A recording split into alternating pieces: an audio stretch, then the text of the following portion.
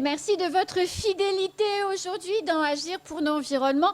Et faut-il le rappeler, c'est la seule émission de l'océan Indien entièrement consacrée à la préservation et à la protection de l'environnement de Mayotte. Nous allons nous poser la question de l'entretien de nos cours d'eau. Comment on s'y prend pour les entretenir et les protéger? Vaste question à laquelle nous allons essayer de répondre. Agir pour l'environnement au quotidien? Eh bien oui, moi j'y crois.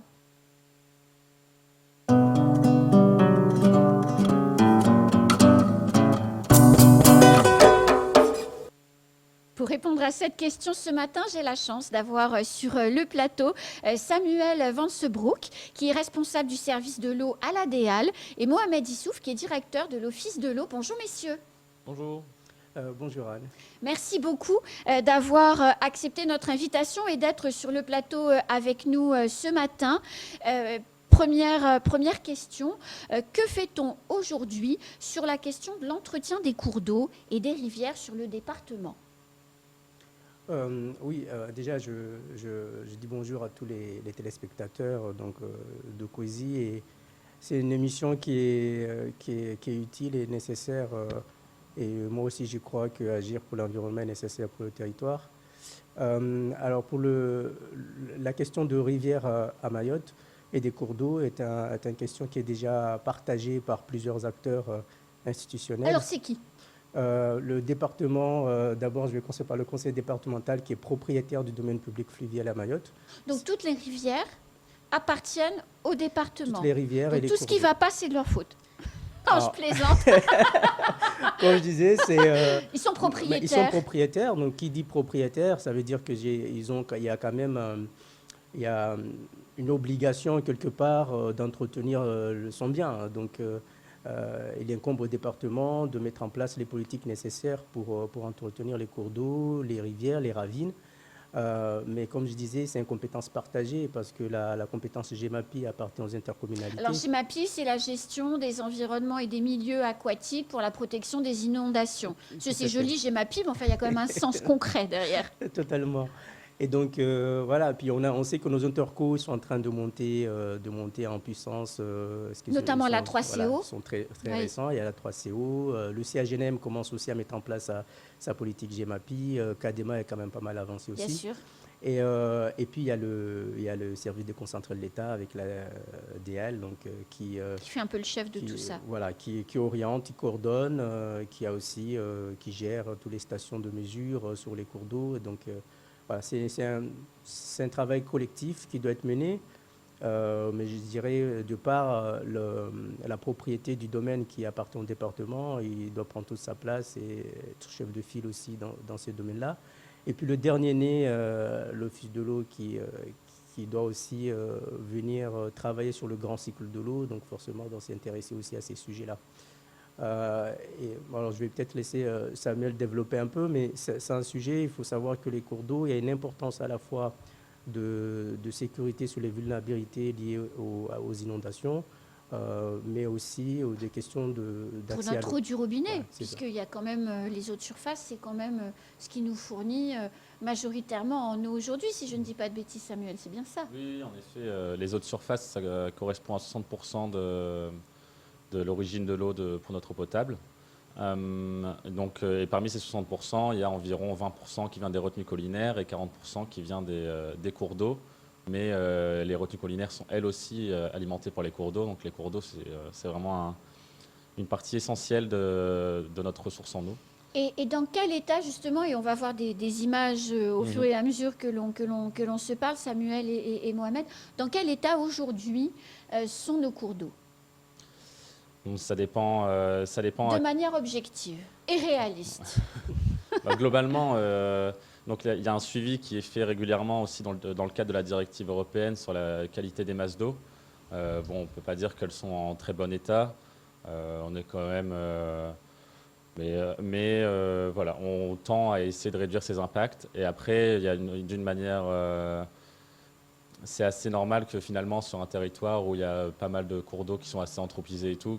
Ça veut dire quoi, anthropiser? Anthropisé, excusez-moi. Non, mais je vous en prie, on apprend comme ça avec vous. Donc c'est habité par les humains. Donc voilà. La proximité se fait Voilà, pas c'est toujours ça. très Donc bien. C'est ça que vous voulez forcément, dire? voilà, c'est ça. Qu'on a un peu tendance à tout salir? Oui, et puis même rien qu'en imperméabilisant les sols, en construisant nos maisons, nos rues, forcément, et cela a un impact sur les cours d'eau.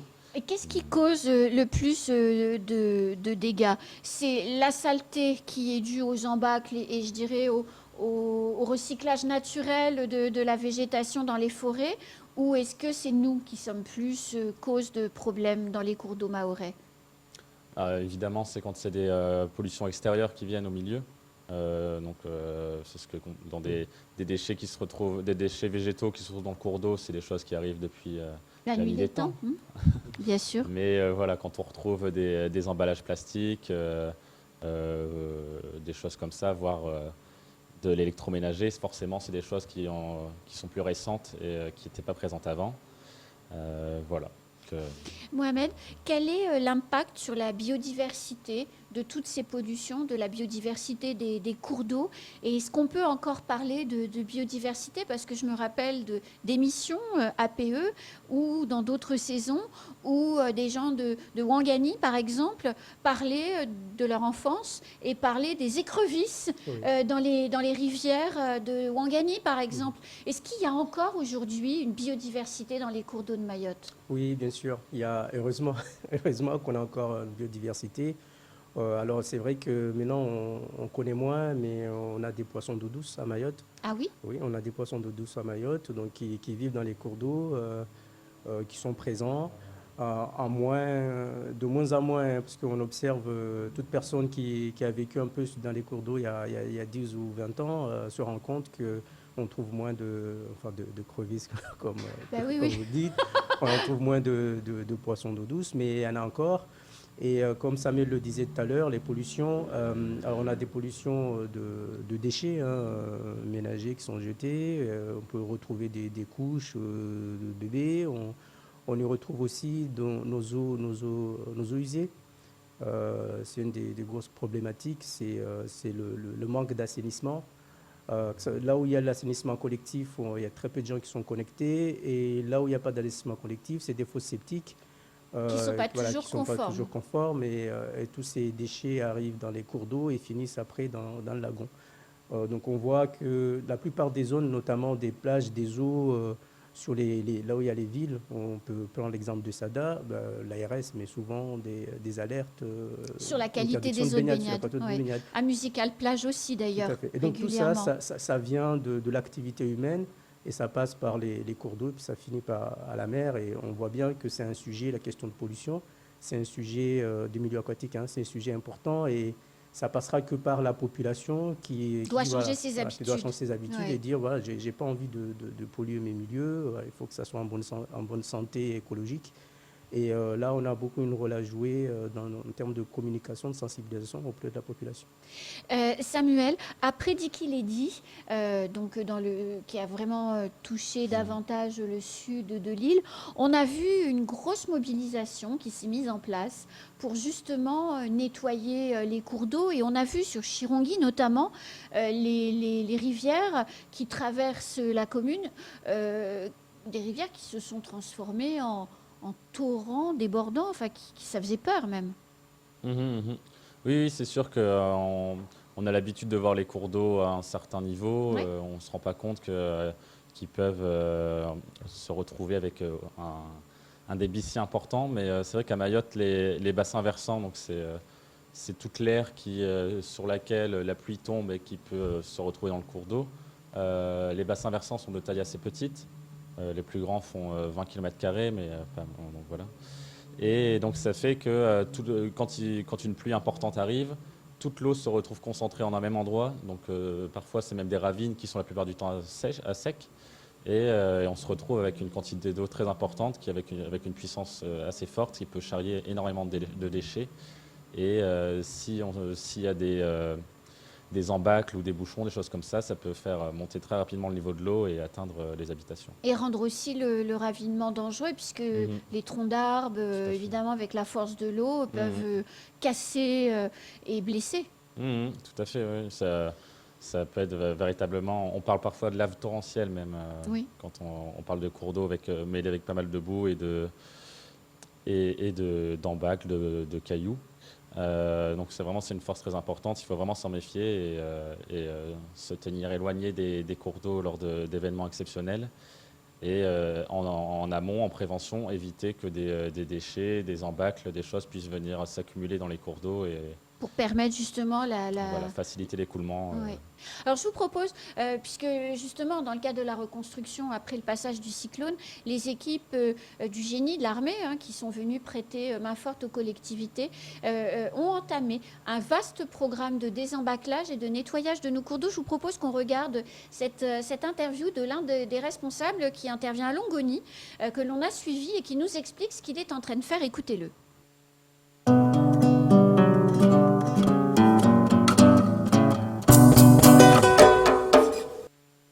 Je suis le lieutenant Bruno, là, je suis chef de section au 19e régiment du génie et je suis donc ici en mission avec le bataillon reconstruction.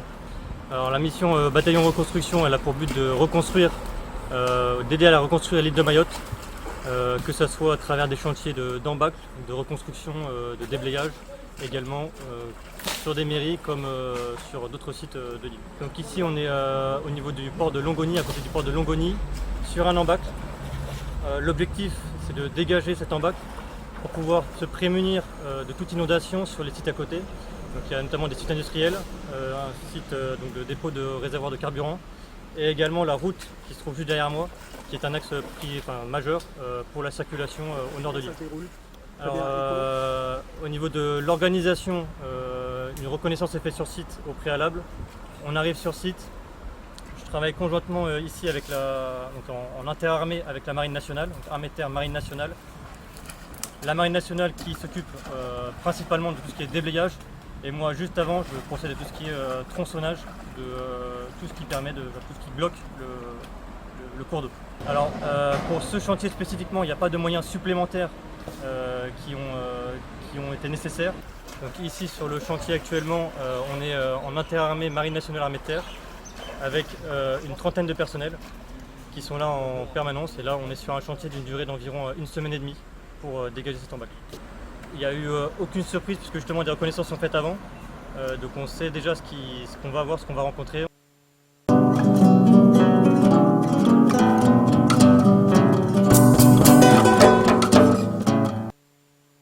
Alors, messieurs, pourquoi l'armée? Pourquoi le recours à l'armée pour faire ce travail et pas prendre dans les collectivités, par exemple, les agents qui pourraient œuvrer?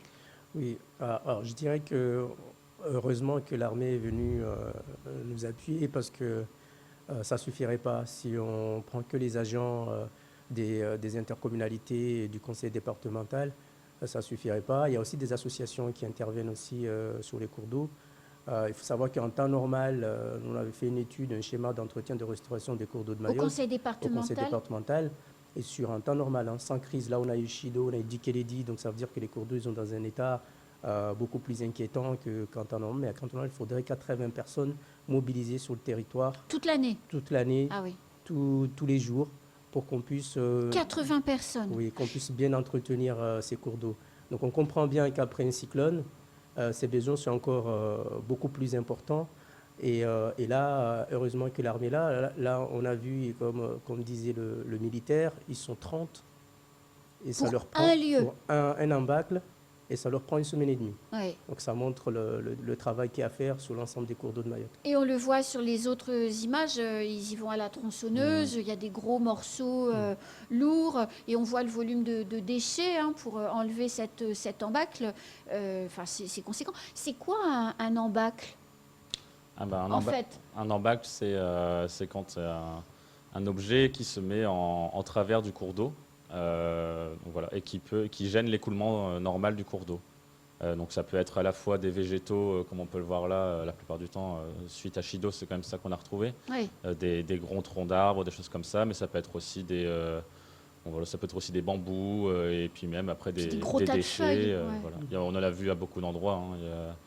Donc là, il y a tout un travail de concertation qui a été mis en place pour essayer de s'organiser à la fois pour aller repérer ces embâcles, donc en en concertation entre les services de l'État, le conseil départemental, les collectivités et aussi les associations.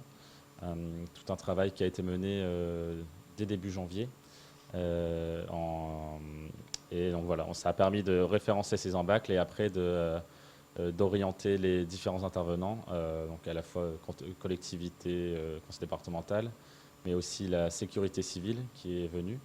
Et puis maintenant, la sécurité civile a laissé place au bataillon de reconstruction. Et en temps normal, c'est à qui de faire ce travail? Vous disiez il faudrait 80 personnes qui travaillent tous les jours pour assurer un entretien régulier. Ça devrait être 90 personnes qui viennent de où? Enfin, de quelle administration plus précisément? Oui, en temps normal, ça devrait être le département et les intercos sur les zones urbaines. Donc l'idée, c'est que ce soit les deux institutions qui travaillent. Mais ces services-là, Mohamed, entre nous, c'est déjà efficace? C'est déjà opérationnel? Alors il y a une brigade rivière au conseil départemental, Oui. mais qui est malheureusement dotée que d'environ 14 agents. Ah oui. Donc c'est largement insuffisant. Donc ces agents sont concentrés toute l'année sur Ouroveni. Ouais. Donc ils font Ouroveni haut, Ouroveni bas. Donc l'idée, en fait, c'est comme c'était le cours d'eau prioritaire par rapport à l'usine. Il faut expliquer, l'Ouroveni alimente l'usine de potabilisation du Sud. Exactement. Donc il faut qu'elle s'écoule correctement toute l'année. Tout à fait. Il y a une époque où ils étaient plus nombreux et du coup ils étaient un peu répartis sur toute l'île. Après, il y a eu des phénomènes de réduction de personnel et puis des phénomènes aussi de violence qui fait qu'on ne peut plus envoyer une petite équipe à un endroit. Donc, il faut qu'ils soient nombreux pour des questions de sécurité. Donc là, les 14 agents sont concentrés sur Ouroveni pour permettre un bon écoulement de l'eau pour que ça arrive à l'usine de potabilisation. Sachant aussi que sur Ouroveni, si on vient vers Mirereni ou même avant, comme Samuel le disait, on est sur des zones très anthropisées. Il y a des bangas à côté au cours des cours d'eau, il y a beaucoup de déchets, donc il faut aussi nettoyer tous ces déchets-là, parce que c'est l'eau finalement qui arrive à l'usine. Donc ils sont concentrés sur cette partie-là. Maintenant, les intercommunalités prennent de plus en plus de ces missions-là à cœur aussi, donc ils interviennent. Et surtout, on ne peut pas faire sans les associations. Il y a Naïma, par exemple, qui mobilise des fois plus de 70 agents dans ces cours d'eau. Donc voilà, il faut aussi soutenir ces associations, puisque les collectivités ne réussiront pas à eux seuls à gérer le problème. Toute seule. Quand vous disiez, il y a les bidonvilles autour des rivières et ils aiment se construire ou s'édifier autour des rivières parce qu'il y a l'accès à l'eau.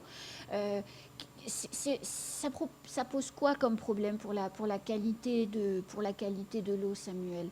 C'est cet habitat finalement non voulu quelque part autour des cours d'eau. C'est quoi le problème? Bon, moi, je ne me permettrai pas de faire de lien aussi direct. Après, voilà, c'est comme il y a des usages qui sont faits. Et après, c'est aussi parce qu'ils n'ont pas forcément les solutions d'assainissement, oui, bien sûr. de ramassage de déchets, de choses comme ça qui sont présentes. Donc forcément, c'est sûr que tout ce qui est assainissement, ça peut représenter un risque important biologique et sanitaire, avec des maladies qui peuvent être transmises, notamment le choléra, comme on a pu le voir. Donc c'est surtout ça le plus dangereux. C'est dangereux même pour ces populations elles-mêmes, quoi, finalement. Ah bah bien sûr, oui. Quand vous avez de l'eau sale et que vous faites la vaisselle dedans ou que vous vous lavez dedans, d'un point de vue sanitaire, c'est pas top, quoi. C'est pas top. C'est pas top. D'ailleurs, on a eu des problèmes de typhoïde, et à Koungou, il y en a toute l'année. Une maladie qu'on ne pensait pas exister à Mayotte et qui reviennent. Bien sûr. On a eu le choléra. Donc c'est un sujet, l'accès à l'eau pour l'ensemble de la population est un vrai sujet. Mais quand on se balade, quand on quitte Passaminti par exemple, et qu'on voit sur la droite la rivière et le bidonville, le quartier informel qui est construit autour, quand on va sur la rivière Majimbini, à Verme-Sapéré, on voit bien aussi que ces habitats abîment les berges des rivières. Or, les berges des rivières, elles sont essentielles à la qualité de l'écoulement, mais également au maintien de la biodiversité. Donc, comment on fait pour réparer des berges qui ont été détruites? Très bonne question, parce que c'est une question qui n'est pas simple. Mais qui est réel, Oui, hein? qui est réelle. Il faut dire que on a identifié plusieurs zones sur les travaux qu'on mène sur le terrain d'identification des atteintes qu'il y a sur les cours d'eau. Donc, Oui. on identifie à la fois des atteintes autour des embâcles, comme on a dit, naturelles, non naturelles, mais aussi l'érosion des berges. Et cette érosion a plusieurs problématiques, puisque c'est de la terre qui arrive dans le lagon. Bien sûr. C'est un risque aussi pour les habitations, parce que vous avez vu, les habitations sont vraiment au bord. Donc Oui, ils peuvent ça fait ça peuvent en s'effondrer. dessous des maisons C'est ça, ils peuvent qui reposent s'effondrer. dans rien, en fait. Donc il y a question de vulnérabilité de la Ouais. population qui y habite. Bien sûr. Et l'autre problématique liée à cette érosion, je parlais de l'envasement du lagon, de la sécurité des populations qui y vivent. Et pour ça, il y a plusieurs manières de faire. Dans nos travaux, nous avons identifié des zones où il faudrait en fait faire de la génie civile pour renforcer les berges, et d'autres zones où c'est plutôt de la génie écologique. Il faut reconquérir les répulsives, reconquérir les berges et reboiser, puisque les racines et puis les arbres permettent de retenir un peu la terre. Donc il y a ce travail-là à faire. Dans certaines zones, il y a une population, des fois une population très importante qui Bien vit, sûr. donc c'est compliqué voilà, de faire ça, mais dans d'autres zones, c'est possible, et donc il faut le faire. Il y a d'autres pollutions qu'on n'a pas parlé, mais c'est la culture maraîchère à proximité aussi des cours d'eau. Pourquoi ça pollue? Ça pollue parce qu'on a affaire à certains moments des cultures qui sont informelles, Oui. qui sont au bord des berges. Et Donc on il sait y a tous l'utilisation de produits phytosanitaires non légaux. non conformes à des quantités C'est joli, non conforme. à des quantités très importantes. Ouais. On a vu Et ça pollue l'eau, donc. Et ça pollue l'eau. Et ça pollue l'eau, donc ça c'est un problème aussi Bien sûr. aussi qui est important. Samuel, pourquoi vous avez commencé à citer le terme, Mohamed, vous avez dit envasement du lagon. Pourquoi la terre qui va dans le lagon, c'est un problème? Parce qu'on pourrait se dire, quand on ne connaît pas bien, on pourrait dire, ouais, bah, il vaut mieux que ce soit de la terre que ce soit un lave-linge. Hein. Bon, je ne suis pas professionnel du lagon, mais en effet, si on recouvre si on envase le lagon, après toute la biodiversité qui se retrouvait là, elle se retrouve recouverte. Par exemple, pensez aux herbiers qui peuvent se retrouver envasés. Et les herbiers qui nourrissent les animaux. Voilà, qui nourrissent notamment les tortues, Oui. des choses comme ça. Mais pas que. Voilà, non, mais l'espèce emblématique C'est vrai. du lagon notamment. Voilà, donc c'est sûr que ça peut perturber tout cet équilibre, et cet envasement est accéléré, voilà, comme le disait aussi Mohamed, avec des cultures qui maintiennent moins bien le sol, du défrichage qui fait partir cette terre. J'ai une autre question à vous poser. On a bien vu avec le reportage tout à l'heure, derrière le militaire, il y avait les gens qui débarrassaient les gros morceaux de troncs d'arbres. Ça fait beaucoup de déchets. Bon, là, on est à Longoni. On peut imaginer qu'on arrive à enlever les déchets facilement. Mais quand on est en plein cœur de la forêt, on fait ce travail de désembâclage, il y a beaucoup de déchets. Comment on fait pour évacuer les déchets ? Parce que si on ne le fait pas, ils vont forcément retourner dans le lagon, enfin dans la rivière à un moment ou à un autre. Donc il y a aussi un enjeu important. Oui, alors quand c'est des déchets végétaux, ce qui est préconisé, c'est de trouver un endroit où les positionner sur place. Pour que la nature fasse son travail de recyclage. Donc on fait comme un espèce de trou, on met dedans et puis voilà. Oui, moi j'ai vu aussi des fois certains collègues qui aménagent un peu avec les bambous pour retenir un peu, puis ils les entassent comme ça le long. Donc voilà, ça permet c'est prioriser de laisser sur place. Voilà, ça nourrit aussi le sol. Et puis après, avec le vent, l'humus part à droite à gauche et participe à enrichir la terre, donc c'est positif. Tout à fait. Après, quand c'est des lave-linges, voilà, c'est ça qui vous voyez, des canettes de boissons, tout ça, vous voyez. C'est plus délicat. Nos équipes, le conseil départemental, essaient de les ramener le plus proche possible de la route pour qu'ils soient ramassés. Mais c'est vrai que sur ces sujets-là, on a un vrai travail à mener avec CIDEVAM, notamment les acteurs de gestion de déchets, pour qu'on soit encore plus efficace sur ces sujets-là. On a quelquefois des difficultés, effectivement, une fois qu'on les a sortis, à les amener sur les sites dédiés. Donc ça, on essaye de le faire en ramenant au plus proche, mais il y a encore des efforts à faire avec les acteurs de gestion de déchets là-dessus. Donc vous diriez, messieurs d'expérience, que la situation, elle s'améliore sur l'entretien de nos cours d'eau? Oui, je reviens un peu sur le point précédent. Du coup, c'est vrai que ces déchets anthropiques, souvent, heureusement, entre guillemets, on les trouve plutôt en ville, donc dans des endroits où on a un peu plus de facilité Oui. à les évacuer. Et il y a eu un bon exemple à Mtsapéré où des bennes avaient été positionnées sur la place et donc le bataillon de reconstruction a pu amener ces déchets directement dans les bennes qui ont pu être emmenés au bon endroit. Et donc après, sinon, oui, c'est une question dont les personnes se saisissent de plus en plus. Donc voilà, avec les collectivités qui entament cette démarche GEMAPI, ça fait d'autant plus d'acteurs qui vont pouvoir travailler sur ces cours d'eau. On a un réseau d'associations assez important et moteur sur cette thématique. Donc il y a de bons espoirs pour continuer à améliorer l'entretien des cours d'eau. Eh bien, merci beaucoup, messieurs. C'est déjà la fin de cette émission. Merci de nous avoir expliqué que, ben oui, nos cours d'eau, il faut en prendre soin, il faut les entretenir. Et c'est vrai que quand on part en randonnée ou qu'on se balade ou qu'on va pique-niquer à côté d'une rivière qu'on trouve jolie, c'est de repartir évidemment avec ses déchets et essayer d'être le moins intrusif possible dans la nature. N'est-ce pas, messieurs ? Tout à fait. Merci beaucoup. Merci à tous les deux. Et puis à très bientôt dans Agir pour l'environnement. Nous, on se retrouve très rapidement dans une prochaine émission avec un autre sujet pour découvrir comment on protège l'environnement exceptionnel de notre île. À très bientôt.